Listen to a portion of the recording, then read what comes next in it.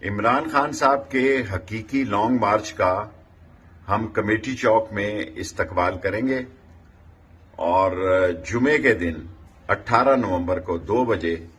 انتظامات کو آخری شکل دینے کے لیے میں نے ہنگامی طور پر تمام فوکل پرسنز کی میٹنگ بلائی ہے اور ہم لال حویلی کو ہی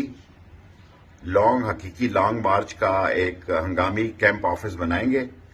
اور کمیٹی چوک میں انشاءاللہ تعالی جب بھی وہ جو تاریخ دیں گے، امید ہے آج شام تک فیصلہ کر دیں گے، اس کے انتظامات کو آخری شکل دیں گے اور عمران خان کا کمیٹی چوک میں